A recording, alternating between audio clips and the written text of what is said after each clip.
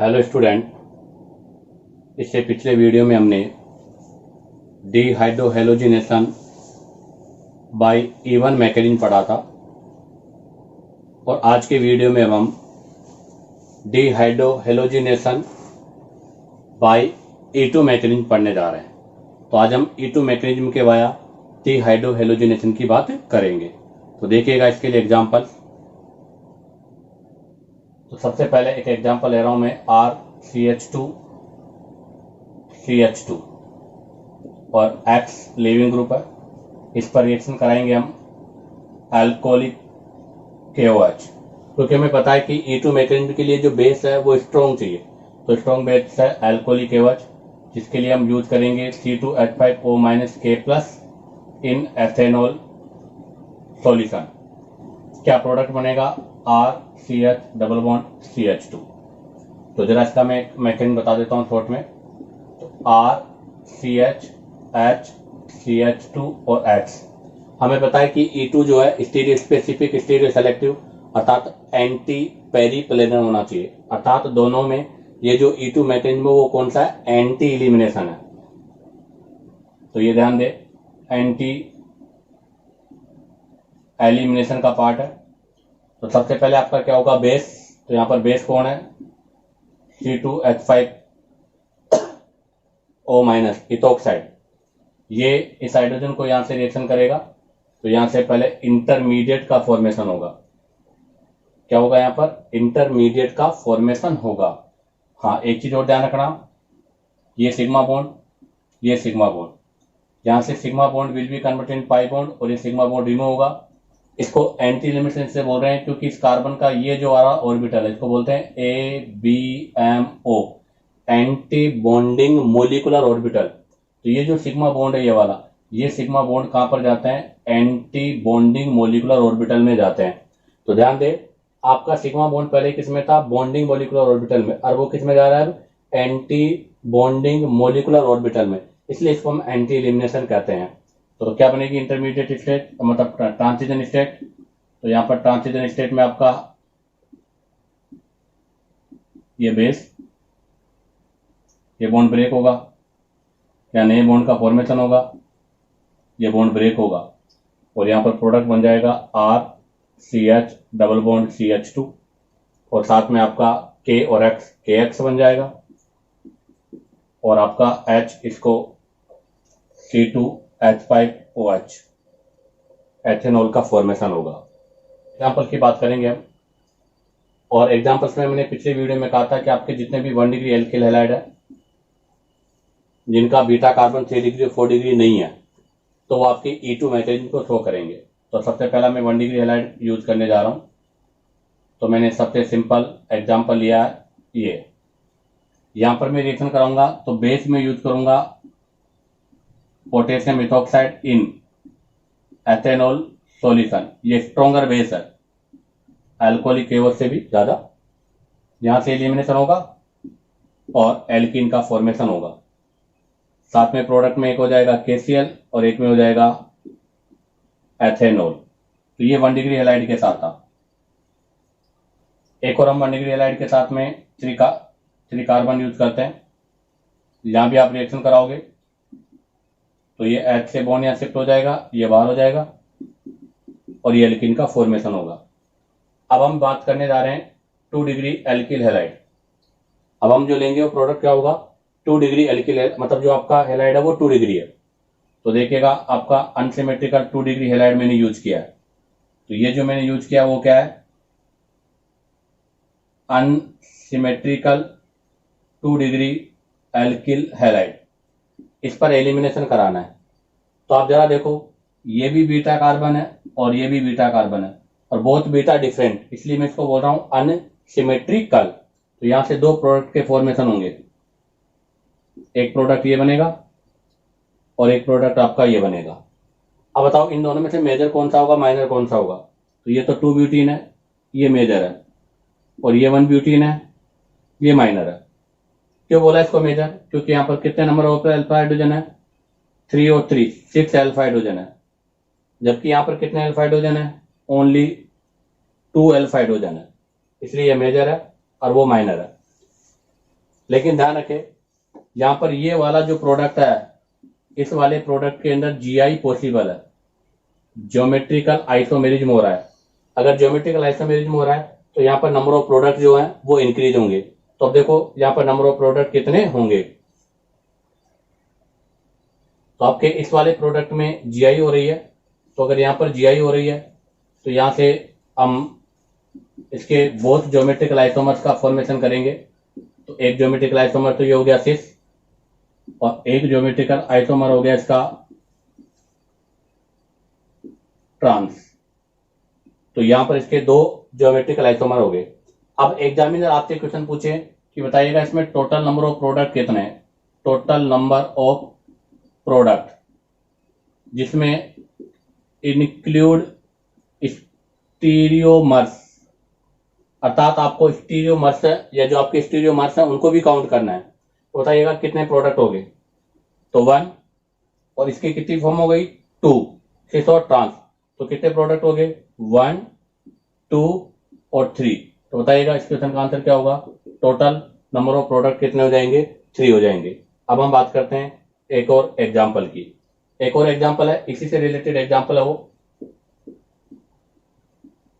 2 degree है। अब की बार मैंने यहाँ बी आर यूज किया है,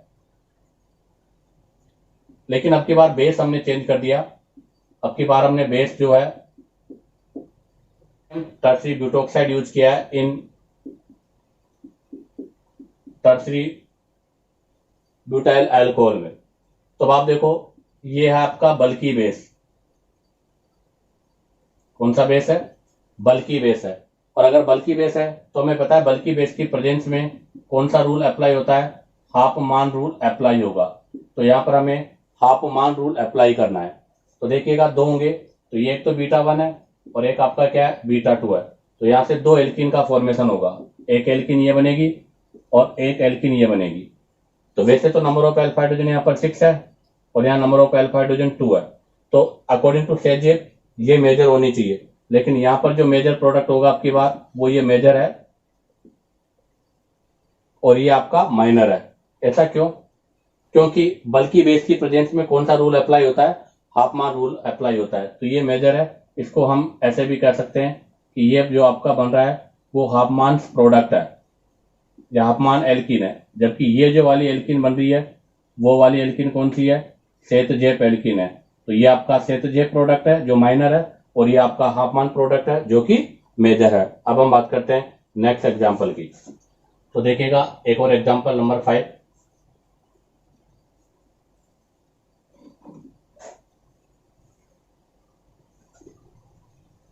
इस पर भी हम वही पोटेशियम टर्सरी ब्यूटोक्साइड यूज कर रहे हैं इन टर्सरी ब्यूटाइल अल्कोहल पर। तो वही हाफ मान रूल अप्लाई होगा, लेकिन यहाँ कोई दिक्कत नहीं है, चाहे हाफ मान लगाओ चाहे सेतजेप लगाओ, एक ही प्रोडक्ट का फॉर्मेशन होगा। अब मैं यहाँ से कुछ एग्जांपल्स आपको कराता हूं। तो मेरा क्वेश्चन क्या है, which of the following, which of the following is more reactive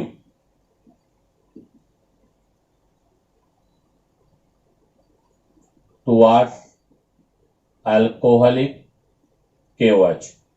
मतलब मैं आपको 4 ऑप्शन दूंगा, आपको इन बताना है कि इन चारों में से कौन सा अल्कोहलिक KOH के रेस्पेक्ट में मोर रिएक्टिव है।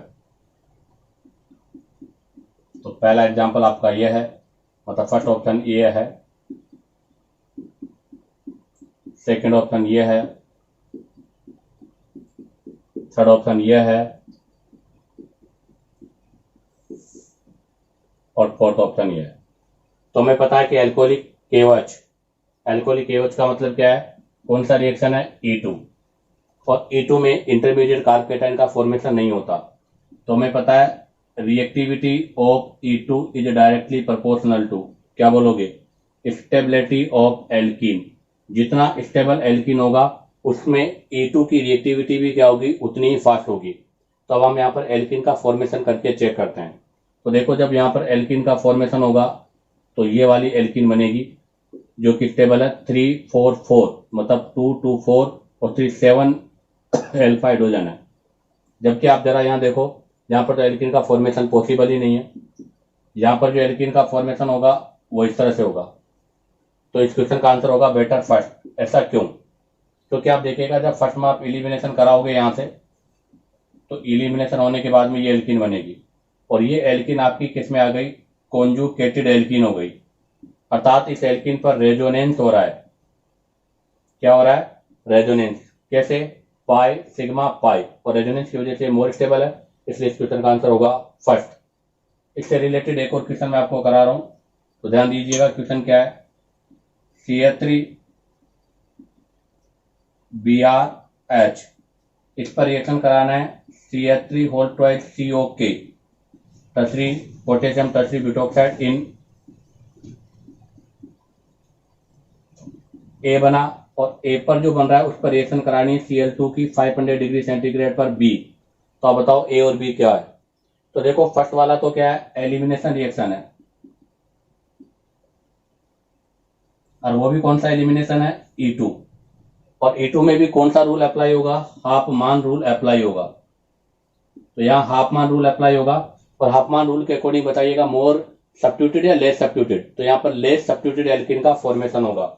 तो आप देखिएगा ए जो प्रोडक्ट का फॉर्मेशन होगा, तो आप जरा देखो ए में आपका हाइड्रोजन ये वाला नहीं, ये वाला जाएगा, क्योंकि अगर ये वाला जाएगा तो मोर सब्स्टिट्यूटेड एल्कीन होगी, और ये वाला अगर हाइड्रोजन रिमूव होगा तो लेस सब्स्टिट्यूटेड होगी। तो यहाँ पर एल्कीन का फॉर्मेशन होगा ये। तो प्रोडक्ट ए हो गया। अब भी Cl2 प्लस 500 डिग्री सेंटीग्रेड पर, तो फ्री रेडिकल मैकेनिज्म हो गई। इसको बोला जाता है एलाइलिक सब्स्टिट्यूशन। क्या बोलते हैं इसको? Allylic substitution. तो इसकी एलाइलिक पोजीशन, तो देखो ये भी एलाइलिक पोजीशन है लेकिन ये 2 डिग्री है, ये भी एलाइलिक पोजीशन है लेकिन ये 3 डिग्री। 2 डिग्री 3 डिग्री में से किसकी स्टेबिलिटी ज्यादा है? 3 डिग्री की। तो इसका मतलब ये 3 डिग्री वाले पर होगा। तो यहाँ पर आपका जो बी प्रोडक्ट होगा वो बी प्रोडक्ट ये होगा। तो इसी के साथ ये क्वेश्चन भी आपका कंप्लीट होता है। अब हम बात करते हैं नेक्स्ट क्वेश्चन की। तो देखिएगा नेक्स्ट क्वेश्चन क्या है? इंपॉर्टेंट क्वेश्चन है क्योंकि इस क्वेश्चन को मैंने 2 टॉपिक्स को इंटरलिंकिंग किया है, मतलब 2 टॉपिक्स को जोड़कर एक क्वेश्चन बनाया है। तो देखिएगा आप, या मैंने Br ले लिया और या मैंने मिथाइल यूज किया है। इस पर रिएक्शन कराना है अल्कोहलिक KOH की। तो बताना है कि यहाँ प्रोडक्ट क्या होगा। तो देखिएगा अल्कोहलिक KOH का मतलब यहाँ पर E2 होगा, और मोर स्टेबल प्रोडक्ट का फॉर्मेशन होगा। तो आप जरा देखिएगा ये आपका किस पर है? वेज लाइन पर, और मिथाइल भी किस पर है? वेज पर। सॉरी, ये किस लाइन पर है? डैश लाइन पर। और ये भी आपके कौन सी लाइन पर है? डैश पर। तो यहाँ पर जो हाइड्रोजन होगा वो कौन सी लाइन पर होगा? वेज पर। अब बताओ Br और हाइड्रोजन दोनों क्या है? एंटी पेरिप्लेनर है, अर्थात एंटी एलिमिनेशन पॉसिबल है। तो इनके बीच में यहां से एलिमिनेशन हो जाएगा।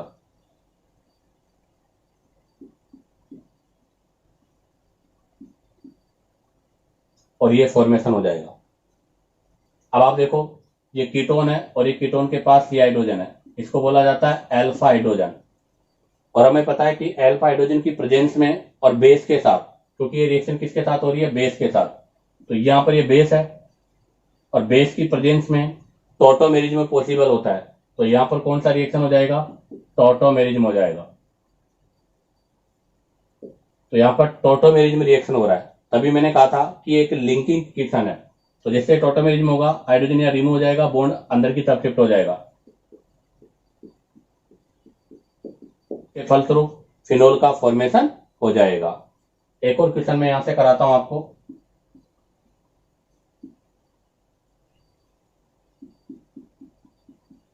ये मैंने Br लिया डैश लाइन पर, और नीचे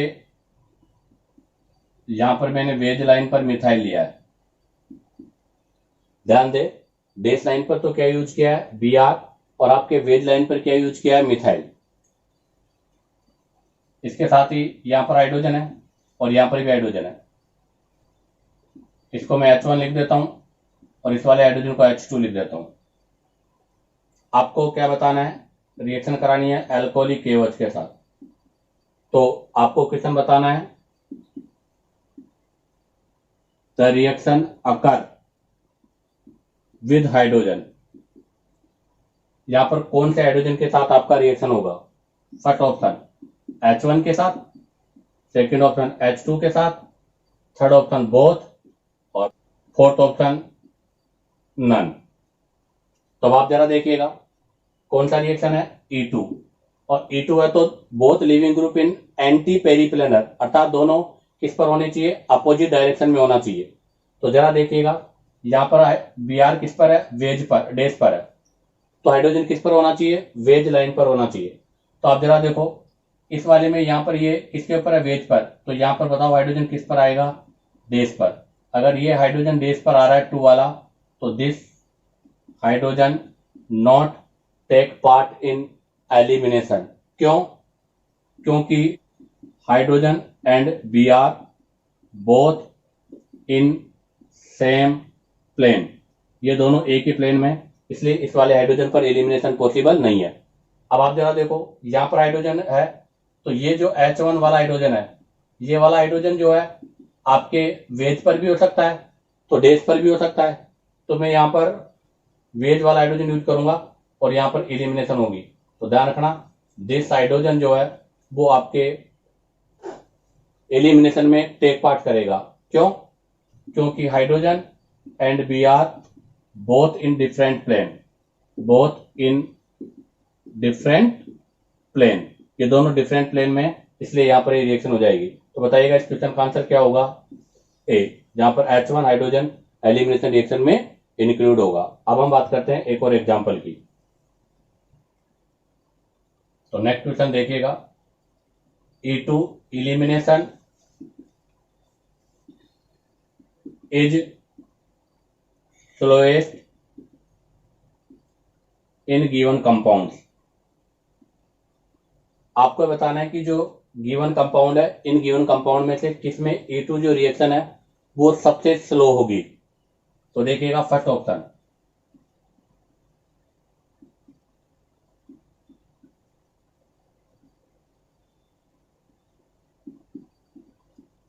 सेकेंड ऑप्शन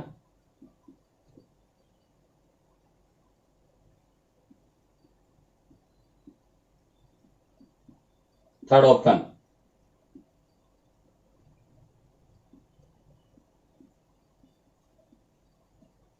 और फोर्थ ऑप्शन।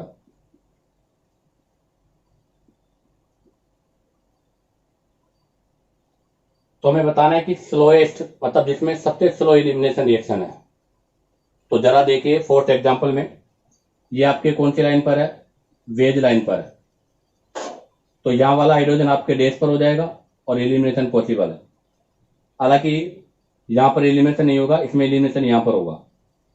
इसमें देखिए आप, सॉरी यहां पर मिथाइल है। अब आप देखो ये Br किस पर है? वेज पर है, और ये मिथाइल भी वेज पर है, तो यहां पर हाइड्रोजन किसके ऊपर है? डेज पर। और ये भी वेज पर है, तो यहां पर भी हाइड्रोजन किस पर है? डेज पर। तो एलिमिनेशन यहां से भी पॉसिबल है और एलिमिनेशन यहां से भी पॉसिबल है, तो इसमें भी एलिमिनेशन हो रहा है, इसमें भी एलिमिनेशन हो रहा है। अब आ जाएगा आप सेकेंड। अब सेकेंड में देखो आपका Br किस पर है? वेज पर, और आपका मिथाइल किस पर है? डेज पर। अगर यहाँ मिथाइल डेज पर है तो यहाँ पर हाइड्रोजन किस पर होगा? वेज पर। तो इसका मतलब यहाँ से एलिमिनेशन पॉसिबल नहीं है। अब आप देखो ये वेज पर है और ये मिथाइल किस पर है? डेज पर, तो यहाँ पर भी हाइड्रोजन किस पर होगा? वेज पर। तो यहाँ पर भी आपका एलिमिनेशन पॉसिबल नहीं है। इसका मतलब इस क्वेश्चन का आंसर कौन सा हो गया? बी। क्यों? क्योंकि बी के अंदर इस Br के रेस्पेक्ट में ये वाला हाइड्रोजन और ये वाला हाइड्रोजन दोनों सेम प्लेन पर है, अर्थात एंटी पेरीप्लेनर नहीं है। अगर एंटी पेरीप्लेनर नहीं है तो यहाँ पर एलिमिनेशन पॉसिबल नहीं है, इसलिए यहाँ पर स्लोएस्ट एलिमिनेशन होगा। अर्थात हम इसे कह सकते हैं कि यहाँ पर आपका नो एलिमिनेशन, अर्थात यहाँ पर एलिमिनेशन रिएक्शन नहीं होगा। इसलिए इस क्वेश्चन का आंसर कौन सा होगा? सेकेंड। अब हम बात करेंगे, देखिएगा next question, which of the following compounds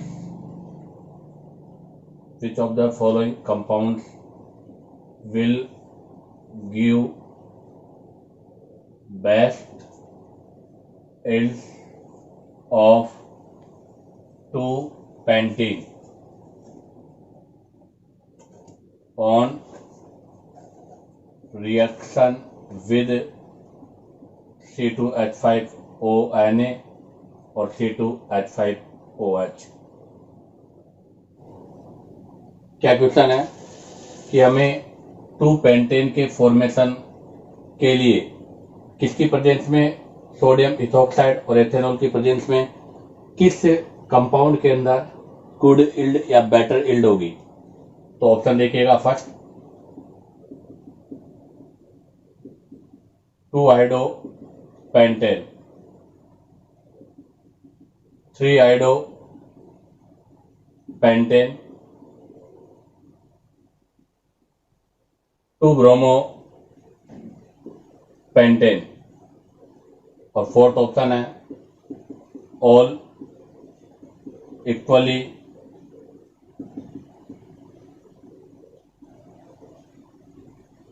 equally satisfactory.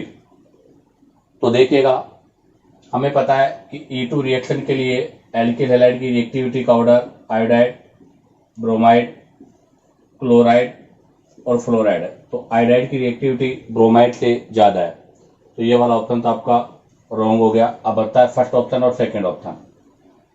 अब वो कह रहा है कि हमें केवल 2 पेंटीन की गुड इल्ड ऑब्टेन होनी चाहिए। तो मैंने पहले लिया 2-iodopentan, ये 2-iodopentan ले लिया। तो देखिएगा, इसमें 2 टाइप के बीटा हाइड्रोजन है, H1 और H2। तो यहाँ एलिमिनेशन से 2 प्रोडक्ट की पॉसिबिलिटी है। एक है आपका 1 पेंटीन और सेकंड है 2 पेंटीन। इसका मतलब यह भी गुड इल्ड के लिए यूज नहीं होगा। अगर मैं 3-iodo लेता हूं तो यहां देखिएगा बोथ साइड सिमेट्रिकल है, तो यहां से ओनली 1 प्रोडक्ट ऑब्टेन होगा, और वो भी कौन सा होगा, 2। इसलिए इस क्वेश्चन का बेटर आंसर होगा 3-iodopentan। इसी से रिलेटेड एक और क्वेश्चन है, सेम यही क्वेश्चन है, which alkyl bromide will give only 1 alkene upon E2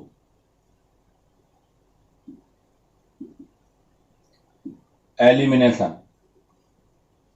आपको 4 ऑप्शन में से वो ऑप्शन बताना है जिसमें केवल एक ही टाइप की एल्कीन का फॉर्मेशन होता है। कहने का मतलब यह है कि उसमें केवल एक ही टाइप का बीटा हाइड्रोजन होना चाहिए। तो देखिएगा option, first option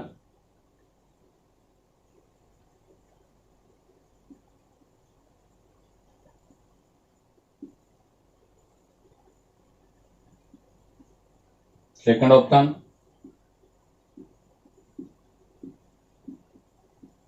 third option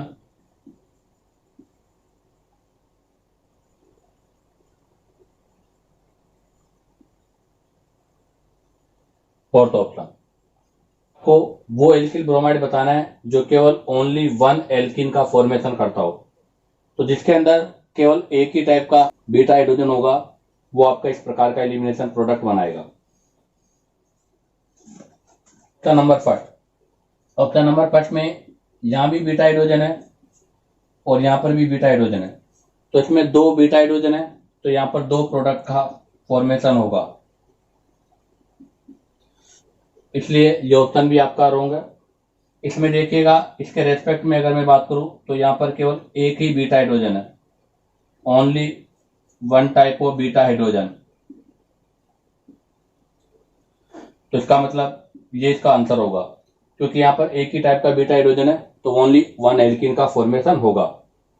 इसमें देखिएगा, इसमें यहां पर भी बीटा हाइड्रोजन है और यहां पर भी बीटा हाइड्रोजन है, तो यहां भी 2 टाइप के बीटा हाइड्रोजन है। और इसमें देखिए एक बीटा हाइड्रोजन यह है और एक बीटा हाइड्रोजन आपका यह है, तो यहां पर भी आपके पास 2 टाइप के बीटा हाइड्रोजन है।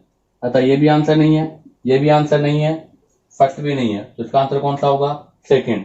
अब हम बात करते हैं नेक्स्ट क्वेश्चन की।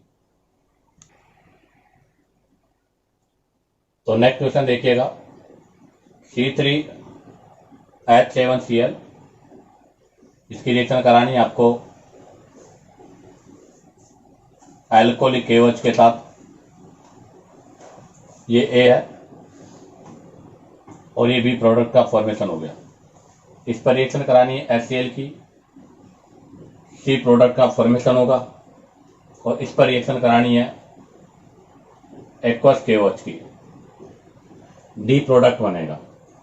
और D प्रोडक्ट का फॉर्मूला है C3H8O। तो आपको है आइडेंटिफाई A को आइडेंटिफाई करना है कि यहां पर A क्या है, जिसके लिए फर्स्ट ऑप्शन है 1 क्लोरोप्रोपेन,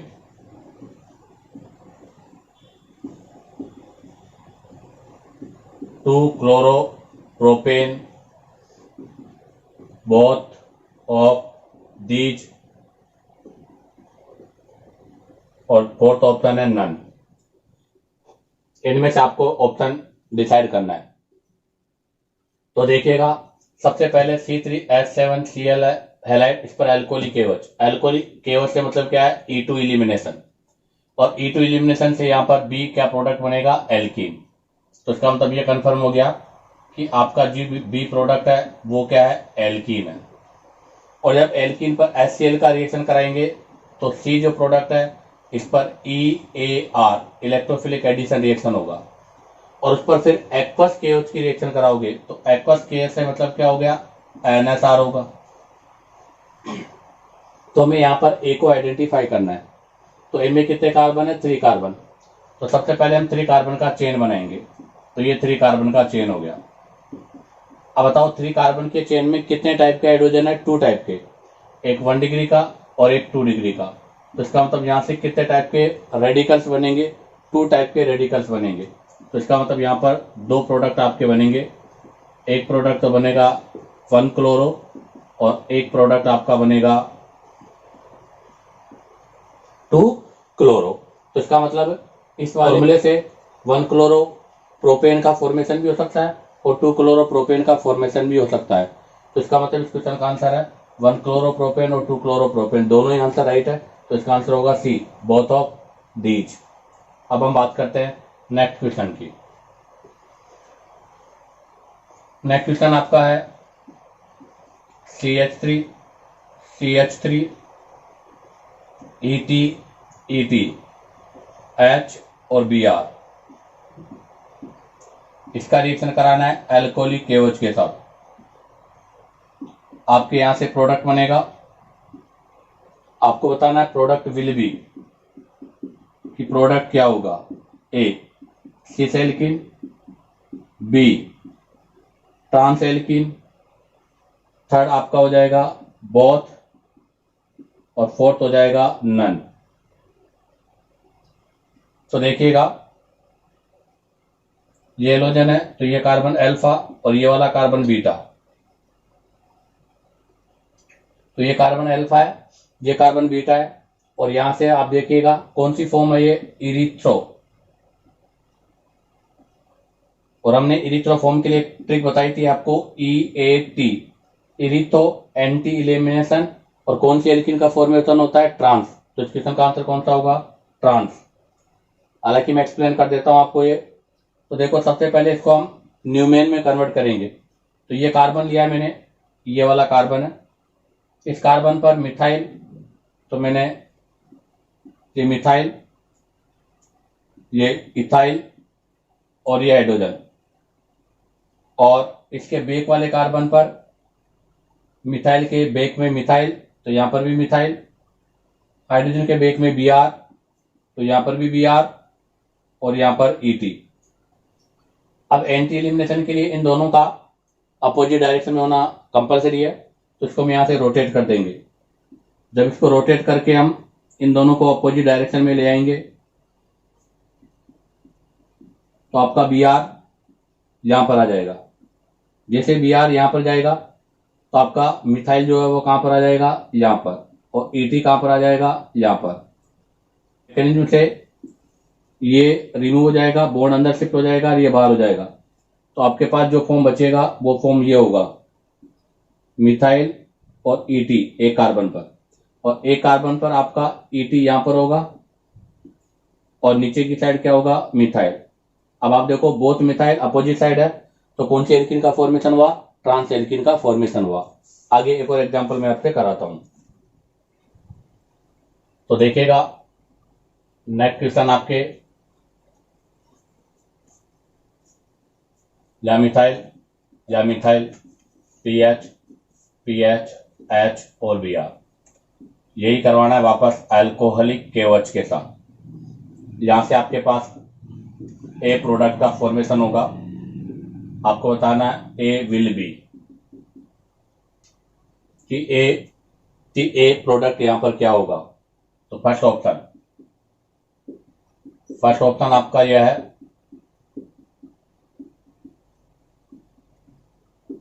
सेकंड ऑप्शन,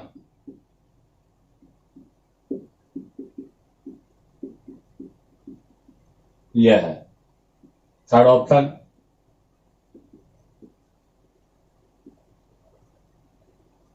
यह है, और फोर्थ ऑप्शन है नन।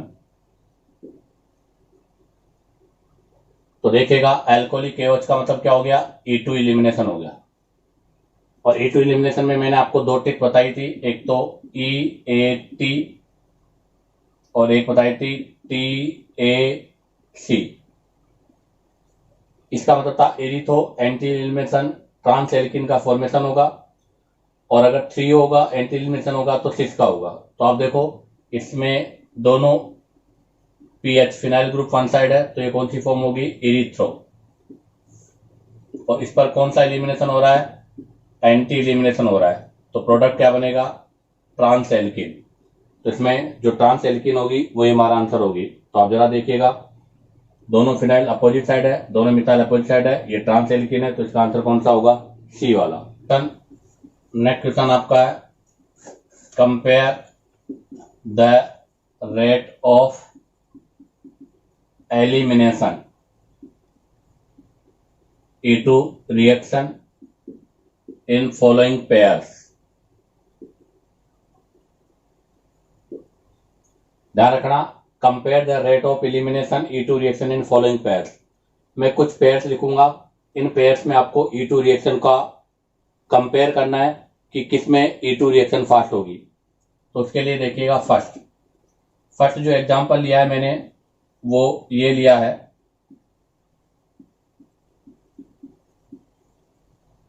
ये आपका A है, ये आपका B है। बताइएगा इन दोनों में से किसमें रिएक्शन फास्ट होगी। सेकंड एग्जांपल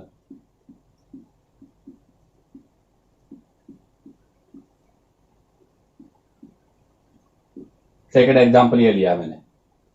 तो देखिएगा फर्स्ट में आपका जो BR है वो कौन सा डिग्री है, 2 डिग्री, और इसमें कौन सा डिग्री है, 1 डिग्री। तो देखिएगा E2 की रिएक्टिविटी का ऑर्डर होता है 3 डिग्री, 2 डिग्री, 1 डिग्री। जहां पर सबसे ज्यादा गलती होने का चांस है, क्योंकि E2SN2 के सिमिलर है, बट यहाँ रिएक्टिविटी का ऑर्डर हमने आपसे पहले ही बता दिया था कि बिल्कुल डिफरेंट होगा। और वैसे भी अगर एक्सप्लेन करना चाहे तो देखो यहां से क्या प्रोडक्ट बनेगा, यहां से इस एल्कीन का फॉर्मेशन होगा और यहां से इस एल्कीन का फॉर्मेशन होगा। अब आपको पता है E2 इलिमिनेशन के अंदर भी सेजेफ और आपान रूल लगता है, तो यहाँ पर सेजेफ रूल लगेगा। तो सेजेफ रूल के अकॉर्डिंग देखो आप कितने अल्फा हाइड्रोजन हो गए, 3 अल्फा हाइड्रोजन है, जबकि इसके पास कितने अल्फा हाइड्रोजन है, 2 अल्फा हाइड्रोजन है। तो इसका मतलब ये एल्कीन क्या हुई, मोर स्टेबल एल्कीन है, या ऐसे भी कह सकते हैं मोर सब्स्टिट्यूटेड एल्कीन है। अगर ये मोर सब्स्टिट्यूटेड है, स्टेबल है, तो इसका मतलब यहाँ पर रेट ऑफ रिएक्शन फास्ट होगा और यहाँ पर रेट ऑफ रिएक्शन स्लो होगा। तो इसमें आंसर होगा ये। अब आ जाएगा यहाँ पर, अब आप देखो ये भी 2 डिग्री है, ये भी 2 डिग्री है, अब की बात दोनों 2 डिग्री है। तो बताओ किससे डिसाइड होगा। तो हमें पता है reactivity of E2 is directly proportional stability of alkene पर डिपेंड करती है कि जिसमें एल्कीन की स्टेबिलिटी जितनी ज्यादा होगी उसमें E2 की रिएक्टिविटी भी उतनी फास्ट होगी। तो आप जरा देखो यहां से, अगर मैं यहां से, तो ये एल्कीन का फॉर्मेशन होगा और यहां पर इस वाले एल्कीन का फॉर्मेशन होगा। अब आप देखो ये एल्कीन कौन सी बन गई, कॉन्जुगेटेड एल्कीन, तो ये कॉन्जुगेटेड डाइन हो गई, जबकि ये कौन सी हो गई, क्यूमुलेटेड डाइन्स हो गई। अब आप देखो कॉन्जुगेटेड डाइन्स में क्या हो रहा है, रेजोनेंस हो रहा है, और रेजोनेंस हो रहा है तो इसकी स्टेबिलिटी इसके कंपेयर में क्या है, ज्यादा है। तो बताओ यहाँ पर E2 की रिएक्टिविटी किस में ज्यादा होगी, फर्स्ट में ज्यादा होगी, अर्थात ए में ज्यादा होगी, किसके कंपेयर में, बी के कंपेयर में। आगे बात करते हैं नेक्स्ट एग्जांपल की। तो थर्ड देखिएगा, इसी में थर्ड एग्जांपल यह है, आपको इन दोनों में कंपैरिजन करना है। तो आप जरा देखो, इसमें E2 की रिएक्टिविटी फास्ट होगी, इसका रीजन क्योंकि जब यहां से एलिमिनेशन होगा तो एलिमिनेशन से इस एल्कीन का फॉर्मेशन होगा, जबकि यहां पर ये होगी तो ये एल्कीन कौन सी हो गई, कॉन्जुगेटेड एल्कीन हो गई, जहां पर क्या हो रहा है, रेजोनेंस हो रहा है, इसलिए इसकी स्टेबिलिटी ज्यादा है। फोर्थ एग्जांपल देखिएगा। फोर्थ एग्जांपल में मैंने ये लिया है और ए के लिए लिया है मैंने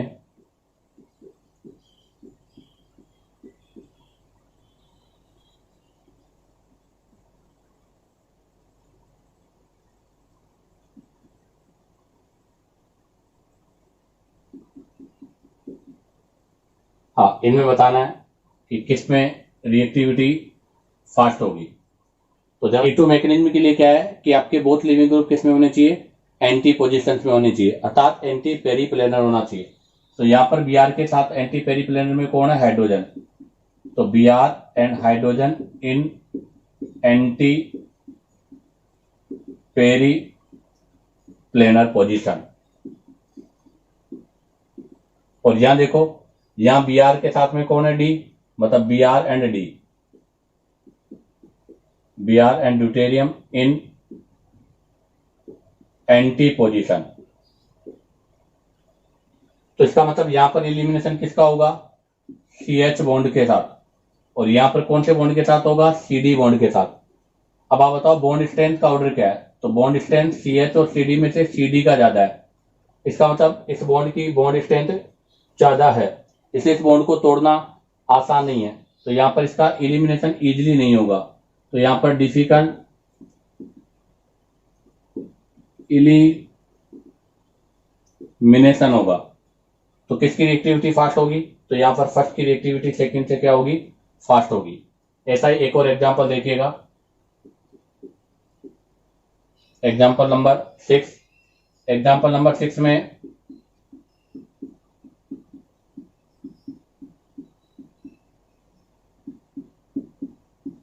ये लिया है मैंने। आप देखो यहां पर 1 डिग्री है और यहां पर 2 डिग्री है, तो ये 1 डिग्री है, ये 2 डिग्री है, दोनों में एल्कीन का फॉर्मेशन करते हैं।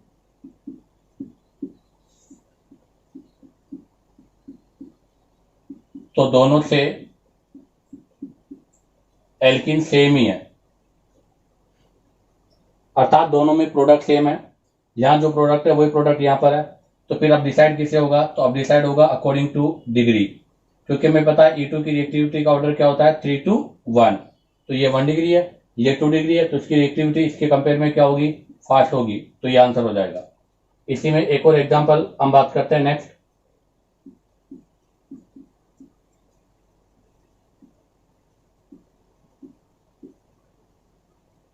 तो अब आप जरा देखो, यहां पर Br है, इस Br के नेक्स्ट कार्बन, ये कौन सा कार्बन है, 4 डिग्री कार्बन है, और कौन सा एलिमिनेशन है, E2। E2 में इंटरमीडिएट फॉर्मेशन नहीं होता, तो इसलिए रीअरेंजमेंट भी नहीं होता। इसका मतलब यहां पर नो बीटा हाइड्रोजन, इसलिए नो E2 रिएक्शन। जबकि यहां पर E2 रिएक्शन होगी तो रिएक्टिविटी का ऑर्डर क्या हो जाएगा, ये। जब यहां पर एलिमिनेशन होगा तो 2 प्रोडक्ट बनेंगे, एक तो यहां से बीटा और एक यहां से बीटा, तो एक प्रोडक्ट तो ये बनेगा, और एक प्रोडक्ट आपका ये बनेगा। अब हम बात करते हैं नेक्स्ट क्वेश्चन की। तो देखिएगा नेक्स्ट क्वेश्चन क्या है, आइडेंटिफाई प्रोडक्ट। आपको प्रोडक्ट आइडेंटिफाई करना है। ये बहुत ही इंपॉर्टेंट क्वेश्चन है। इस टाइप का क्वेश्चन आईआईटी में आ चुका है, तो इसलिए ध्यान दें आप लोग।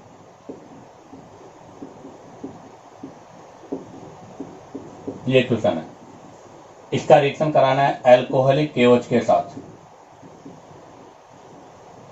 बताइएगा क्या प्रोडक्ट होगा। तो हमें पता है अल्कोहलिक KOH का मतलब कौन सा रिएक्शन होगा, E2। अब E2 रिएक्शन के लिए कंडीशन है कि both leaving group in periplanar position. तो जरा देखिएगा यहाँ पर Br किसके ऊपर है, आपके डैश लाइन के ऊपर है। अगर ये डैश लाइन के ऊपर है तो यहाँ पर किसके ऊपर होगा, हाइड्रोजन। तो देखो यहाँ पर हाइड्रोजन किस पर आएगा, डैश लाइन पर। तो यहाँ पर हाइड्रोजन डैश लाइन पर है और यहाँ पर भी हाइड्रोजन किसके ऊपर है, डैश लाइन पर है। अर्थात यहाँ से एलिमिनेशन पॉसिबल नहीं है। ऐसे ही अगर मैं यहाँ से देखूँ वेज लाइन पर, तो बताओ यहाँ पर भी हाइड्रोजन किस पर होगा, वेज लाइन पर होगा। तो इसका मतलब यहाँ पर भी एलिमिनेशन पॉसिबल नहीं है। और यहाँ देखो तो यहाँ पर अगर डैश लाइन पर ही है तो यहाँ पर वेज पर क्या होगा, H।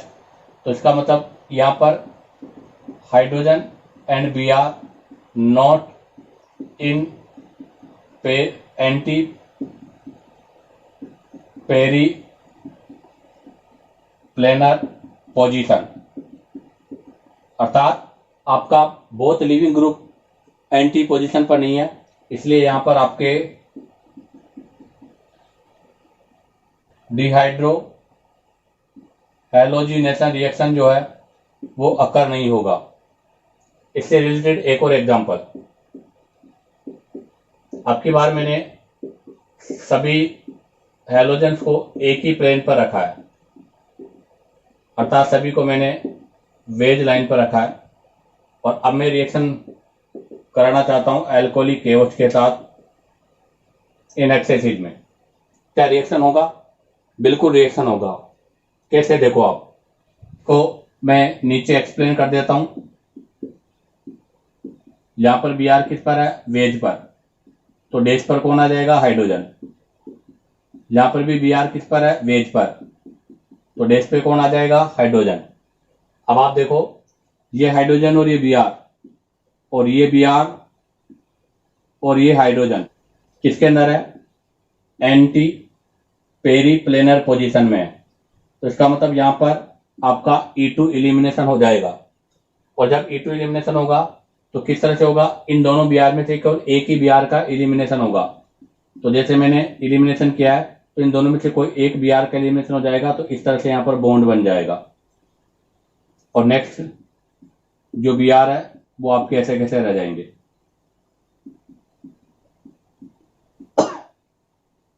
अगर मैं अब 2 मोल अल्कोहलिक KOH और यूज कर लूं तो ऐसी पोजीशन पर ये Br, यहां से पहले Br था, अब ये Br होगा और एक Br और है। तो इसका मतलब 2 Br और रिमेन हो जाएंगे। तो यहां से आपके पास जो प्रोडक्ट का फॉर्मेशन होगा वो एक एरोमेटिक कंपाउंड बन जाएगा, जिसमें अल्टरनेट कार्बन पर आपका Br प्रेजेंट होगा। अर्थात यहाँ पर Br, यहाँ पर Br और यहाँ पर Br रह जाएगा और ये दोनों Br एलिमिनेशन में आपके रिमूव हो जाएंगे। तो बताओ टोटल कितने अल्कोहलिक KOH की रिक्वायर्ड है, 3 मोल अल्कोहलिक KOH की रिक्वायर्ड है। ऐसा ही अगर मैं क्वेश्चन ले लूं सिमिलर, इसी के सिमिलर एक और क्वेश्चन है। अभी सभी आपने किस पर रखे हैं, वेज पर। अगर मैं सभी को डैश लाइन पे रख दूं ऐसे, अब की बार मैंने सभी हेलोजेंस को ऐसे डैश लाइन पे रखा है और अल्कोहलिक KOH के साथ रिएक्शन कराई है इन एक्सेसिव क्वांटिटी में, तो अभी भी रिएक्शन होगा, अर्थात डीहाइड्रोजनेशन होगा और इसी के सिमिलर प्रोडक्ट का फॉर्मेशन होगा। अर्थात अब की बार जो प्रोडक्ट बनेगा वो भी इसी के सिमिलर है। जैसे मैंने यहाँ पर Br रख लिया तो इसके अल्टरनेट Br, एक Br यहाँ पर आ जाएगा और एक Br आपका यहाँ पर आ जाएगा। अब हम बात करते हैं नेक्स्ट एग्जाम्पल की। तो देखो इसी में एक और नेक्स्ट एग्जाम्पल ले रहा हूं मैं।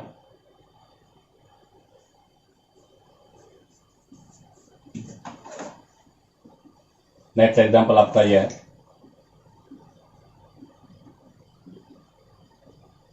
अर्थात 3 Br जो है कंटिन्यूस मैंने वेज पे लिए हैं, तो 3 Br कंटिन्यूस मैंने बेस लाइन पर लिए हैं।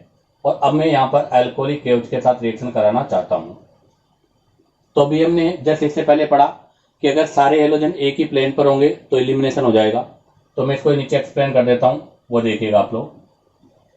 जैसे मैंने ये वाला ले लिया कार्बन 2 कंटिन्यू,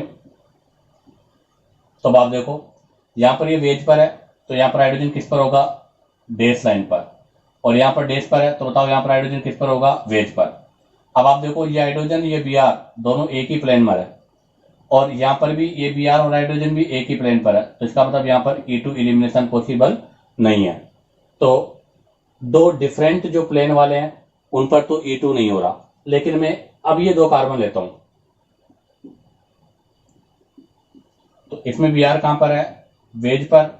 इसमें भी Br कहां पर है, वेज पर। तो देखो इसमें हाइड्रोजन कहां पर होगा, बेस पर, और इसमें भी हाइड्रोजन कहां पर होगा, बेस पर। अब आप देखो ये दोनों एंटी में है और ये दोनों भी एंटी में है, तो यहां पर E2 एलिमिनेशन हो जाएगा। इसका मतलब क्या हुआ कि अगर 2 हेलोजन कंटिन्यूस मतलब एडजेसेंट हेलोजन सेम प्लेन पर है तो वहां पर E2 एलिमिनेशन पॉसिबल है। तो इसमें बताओ कहां कहां पर E2 एलिमिनेशन होगा।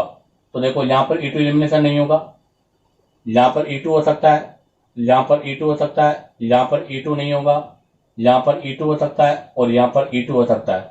दोनों सेम प्लेन पर है तो E2 हो जाएगा, दोनों सेम प्लेन पर है E2 हो जाएगा, दोनों डिफरेंट प्लेन पर है E2 नहीं होगा, दोनों सेम प्लेन पर है E2 हो जाएगा, दोनों सेम प्लेन पर है E2 हो जाएगा, और दोनों डिफरेंट प्लेन पर है, यहाँ पर E2 नहीं होगा। तो यहाँ से एक नोट है, कंक्लूजन है, वो आपको ध्यान रखना इस टाइप के क्वेश्चनों को सोल्व करने के लिए, कि all halogen on same plane. अगर आपके सभी हेलोजन सेम प्लेन पर है तो ऐसी पोजीशन पर E2 अर्थात डी हाइड्रो हेलोजिनेशन जो है वो पॉसिबल है। या हम ऐसे भी कह सकते हैं कि अगर आपके हेलोजन अल्टरनेट पोजीशन पर डिफरेंट प्लेन में हो, तो दूसरा नोट क्या है, all halogen in same plane in alternate position. अगर अल्टरनेट पोजीशन पर सेम प्लेन में है तो भी आपके E2 अर्थात डिहाइड्रोहेलोजिनेशन पॉसिबल है। अब हम बात करते हैं नेक्स्ट क्वेश्चन। नेक्स्ट क्वेश्चन एक इंपॉर्टेंट क्वेश्चन है। इस टाइप के क्वेश्चन आपके एडवांस में आ सकते हैं। जैसे मैंने लिखा है रिएक्शन फर्स्ट, जहां पर मैंने ये लिया है और रिएक्शन कराया अल्कोहलिक केवच के साथ, प्रोडक्ट बना A। अब हम ले रहे हैं रिएक्शन सेकंड। रिएक्शन सेकंड में मैंने Br यहां लगा दिया, वही अल्कोहलिक केवच के साथ रिएक्शन कराया, प्रोडक्ट बना B। रिएक्शन थर्ड, अब की बार मैंने Br की पोजीशन चेंज कर दी, Br को यहां ले लिया और वही अल्कोहलिक। अब प्रोडक्ट C, आपको बताना है कि प्रोडक्ट A, B और C के बीच में क्या रिलेशन है। तो यहां ध्यान दें, A equal to B equal to C, अर्थात आपके सभी जो प्रोडक्ट हैं वो क्या होंगे, आइडेंटिकल होंगे। कैसे, वो एक मैं आपको एक्सप्लेन कर देता हूं, तो देखिएगा। R और H यहां से रिमूव हो जाएगा तो यहां पर बॉन्ड हो जाएगा। अब आप देखो, हमने इससे पीछे क्वेश्चन किया था, तब बताया था आपको कि कीटोन बेस की प्रेजेंस में क्या करता है, टॉटोमेरिज्म करता है। और यहाँ टॉटोमेरिज्म से ये जो गामा पोजीशन का हाइड्रोजन है, ये गामा पोजीशन का हाइड्रोजन यहाँ आपके शिफ्ट हो जाएगा और ये बॉन्ड रिंग में आ जाएगा। इस वजह से ये एरोमेटिक रिंग में कन्वर्ट हो जाएगा। किसका फॉर्मेशन हो जाएगा, फिनोल का। तो तीनों ही प्रोडक्ट में आपके फिनोल का फॉर्मेशन होगा। अब हम बात करते हैं नेक्स्ट क्वेश्चन की। तो देखो, इसी के सिमिलर एक और क्वेश्चन मैं करा रहा हूं आपको, वही रिएक्शन फर्स्ट।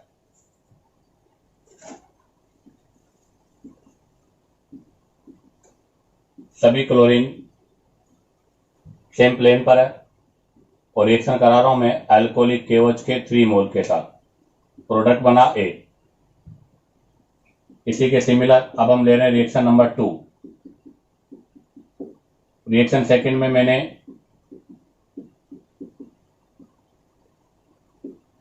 चार क्लोरीन एक ही प्लेन पे रखे हैं और 2 क्लोरीन जो है उनको मैंने डिफरेंट प्लेन पे रखा है। वही एल्कोहलिक KOH के 3 मोल यूज करेंगे हम। यहां पर बी प्रोडक्ट का फॉर्मेशन हो रहा है। और ऐसे ही एक और थर्ड रिएक्शन थर्ड।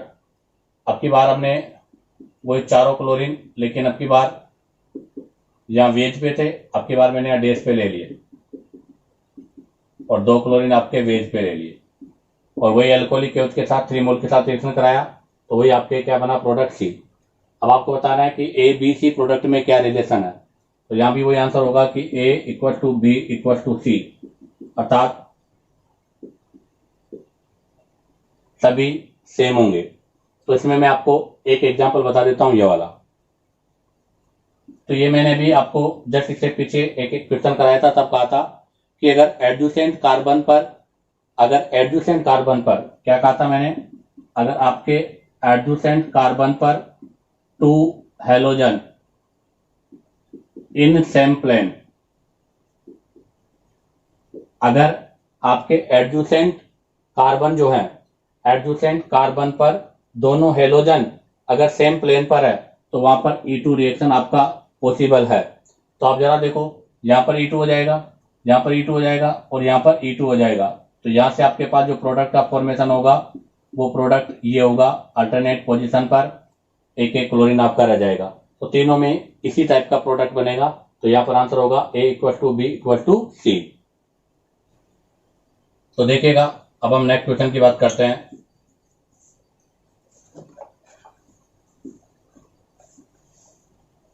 इस पर रिएक्शन कराना है एल्कोहलिक KOH का, जहां पर x क्या है, नंबर ऑफ E2 प्रोडक्ट। ध्यान रखना, इंक्लूडिंग स्टीरियो आइसोमर्स। आपको स्टीरियो आइसोमर्स को इंक्लूड कर काउंट करके बताना है। ऑप्शन 2, 3, 4 और 5। तो क्या होगा इस क्वेश्चन का आंसर, तो देखिएगा। हमने आपको इससे जस्ट पीछे क्वेश्चन कराया था, तब कहा था कि number of eliminated product equals to type of beta hydrogen. तो आप जरा देखो, एक बीटा यह है, एक बीटा यह है और एक बीटा यह है। 3 बीटा है यहां पर, तो 3 टाइप के आपके एल्कीन का फॉर्मेशन होगा। तो देखिएगा, अगर मैं बीटा 3 से बनाता हूं तो ये एल्कीन बनेगी। अगर मैं बीटा 1 से बनाता हूं तो ये एल्कीन बनेगी और मैं बीटा 2 से बनाता हूं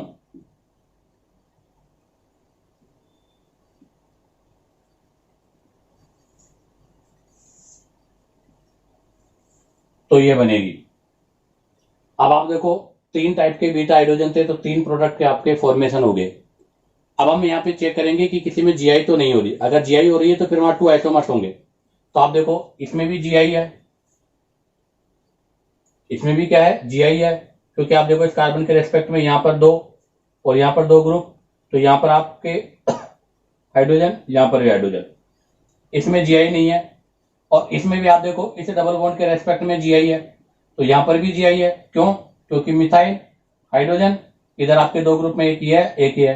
तो यहाँ पर जीआई, यहाँ पर जीआई, तो 2 आइसोमर यहाँ बनेंगे, 2 यहाँ बनेंगे। तो बताओ टोटल कितने होंगे, 2 + 2 4 और एक ये हो गया 5। तो इस क्वेश्चन का आंसर क्या होगा, 5। अब हम बात करते हैं नेक्स्ट क्वेश्चन की। तो एक और क्वेश्चन देखिएगा, rank following compound towards E2 elimination.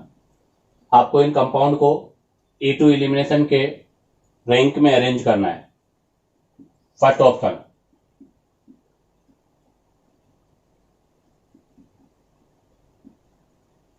Second option,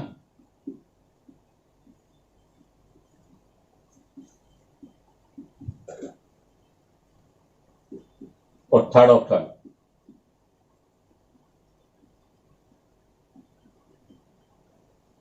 अर्थात ए, बी और सी। तो देखिएगा, अभी जब हमने एक नोट के बारे में बात की थी कि अगर आपके एडजेसेंट कार्बन पे लगे हुए ग्रुप डिफरेंट प्लेन पर नहीं सेम प्लेन पर है तो वहां पर एलिमिनेशन इजी होता है। तो यहां पर हम देखते हैं कि बी आर यहां पर किस पर है, वेज पर है, तो यहां पर हाइड्रोजन किस पर होगा, बेस पर। एलिमिनेशन हो जाएगा और एलिमिनेशन होने से आपके पास ये प्रोडक्ट का फॉर्मेशन होगा। सेकंड में देखिएगा, बी आर किस पर है, डे साइन पर। अब आप देखो यहां पर हाइड्रोजन कहां होगा, तो यहां पर बी आर आपके डे साइन पर है, यहां पर वेज पर है तो हाइड्रोजन डेस पर, और यहां पर भी हाइड्रोजन डेस पर है। अर्थात यहां पर A2 एलिमिनेशन नहीं होगा। इसमें अगर हम देखें तो इसमें आपका बी आर किस पर है, डेस लाइन पर है, ऊपर ये वेज पर है तो यहां पर डेस पर हाइड्रोजन है, तो यहां पर तो एलिमिनेशन नहीं होगा, लेकिन नीचे वाले हाइड्रोजन के साथ यहां पर एलिमिनेशन होगा। तो बताओ सबसे मोर स्टेबल एल्कीन कौन सी होगी, ये वाली, क्योंकि यहाँ नंबर ऑफ एल्फा हाइड्रोजन ज्यादा है, यहाँ पर number of alpha hydrogen less है। तो बताओ ऑर्डर क्या हो जाएगा, सबसे ज्यादा स्टेबल है सी, उसके बाद में ए, और सबके बाद में बी, क्योंकि बी में तो एलिमिनेशन पॉसिबल ही नहीं है। अब हम बात करते हैं यहाँ से एक नेक्स्ट नए कॉन्सेप्ट की। तो देखिएगा, नेक्स्ट पॉइंट हम पढ़ने जा रहे हैं, E2 डिहाइड्रो हैलोजिनेशन इन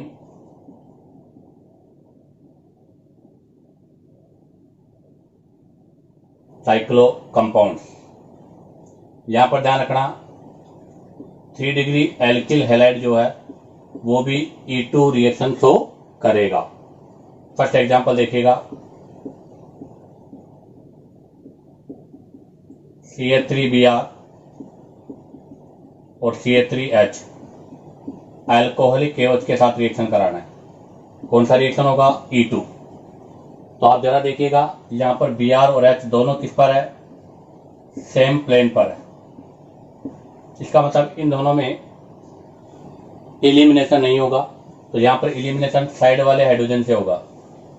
तो यहां पर जो प्रोडक्ट का फॉर्मेशन होगा वो प्रोडक्ट में आपका यहाँ भी CH3 रहेगा, यहाँ पर CH3H और यहाँ पर डबल बॉन्ड का फॉर्मेशन होगा, जो कौन से है, हाफमान या सेट। तो यहाँ पर लगा आपका हाफमान रूल, क्योंकि लेस सब्स्टिट्यूटेड एल्कीन का फॉर्मेशन हुआ है। ऐसा एक और एग्जांपल, सेम यही एग्जांपल है, अब की बार मैं इनका प्लेन चेंज कर देता हूं। तो अब की बार देखो, both are in different plane, अर्थात एंटी पेरी प्लेनर पर है, तो एलिमिनेशन हो जाएगा, और एलिमिनेशन होगा तो अब की बार आपके पास प्रोडक्ट बनेगा ये, जो कौन से रूल के अकॉर्डिंग बनेगा, सेट-जेप रूल के अकॉर्डिंग बनेगा, क्योंकि मोर सब्स्टिट्यूटेड एल्कीन है। कौन सी एल्कीन है, मोर सब्स्टिट्यूटेड एल्कीन का फॉर्मेशन हो रहा है। अब हम बात करते हैं example number third. Example number third में मैंने Br यहां पर वेज पे लिया है और यहां पर मिथाइल मैंने डेस पे ले लिया, और वही अल्कोहलिक KOH के साथ रिएक्शन कराई है। तो आप जरा देखो, इस कार्बन पर आपका Br बेज पर है और यहां पर डेस पर मिथाइल है। अगर यहाँ डेस पर मिथाइल है तो हाइड्रोजन किस पर होगा, वेज लाइन पर होगा, अर्थात यहां पर एलिमिनेशन पॉसिबल नहीं है। तो इसमें जो एलिमिनेशन होगा वो इस साइड वाले हाइड्रोजन के साथ होगा, तो यहां पर इस साइड वाले हाइड्रोजन के साथ एलिमिनेशन होगा, और एलिमिनेशन होने से आपके पास जो प्रोडक्ट का फॉर्मेशन होगा वो ये होगा। तो बताओ ये प्रोडक्ट किसके अकॉर्डिंग है, सेट-जेप या हाफमान। तो यहां पर कौन सा रूल लगा है आपका, हाफमान रूल अप्लाई हुआ है। नेक्स्ट एग्जांपल की हम बात करते हैं। तो देखिएगा, नेक्स्ट एग्जांपल में मिथाइल और क्लोरो। मैंने आपकी बात पर्टिकुलर कोई डायरेक्शन शो नहीं की, तो इस स्थिति पर हम हमारी रिक्वायर्ड के हिसाब से इनको एंटी पोजीशन पर रख लेंगे। तो यहाँ से एल्कोहलिक KOH के साथ रिएक्शन कराएंगे तो एक बार तो आपका एल्किन बनेगा ये और एक बार आपका एल्किन बनेगा ये। तो ये मेजर है और ये माइनर है क्योंकि ये मोर सब्स्टिट्यूटेड है और ये आपकी लेस सब्स्टिट्यूटेड है। ऐसा ही एक इसमें बहुत इंपॉर्टेंट एक तो देखिएगा लास्ट क्वेश्चन 5, ये क्लोरीन H, यहां पर ORH, मैंने एल्कोहलिक KOH के साथ रिएक्शन कराया। ए प्रोडक्ट का फॉर्मेशन हुआ है, आपको बताना है ए विल बी। ए क्या है, ऑप्शन में दे देता हूं आपको। एक ऑप्शन यह है, एक ऑप्शन यह है, एक ऑप्शन यह है और फोर्थ ऑप्शन आपका यह है। तो बताओ इनमें से कौन सा आंसर होगा। तो देखिएगा Cl और H दोनों एंटी पोजीशन पर है, दोनों एंटी पोजीशन पर है, तो यहां पर इलिमिनेशन के वाया ये बन जाएगा। अब आप देखो ये कौन सी फॉर्म हो गई, इनोल। कौन सी फॉर्म हो गई, इनोल, क्योंकि डबल बॉन्ड पर OH और डबल बॉन्ड पर OH कभी भी स्टेबल नहीं होता। तो ये कौन सी फॉर्म है, अनस्टेबल फॉर्म है। और अनस्टेबल होने की वजह से ये बेस मीडियम में क्या करेगा, टॉटोमेरिज्म करेगा और टॉटोमेरिज्म के वाया किसमें चेंज हो जाएगा, कार्बोनिल कंपाउंड में। तो इससे आपके पास यहाँ पर जो प्रोडक्ट का फॉर्मेशन होगा वो कार्बोनिल कंपाउंड होगा। तो इस क्वेश्चन का आंसर कौन सा होगा, थर्ड। इसी के साथ ये आपका dehydrohalogenation dehydrohalogenation by E2 mechanism complete होता है।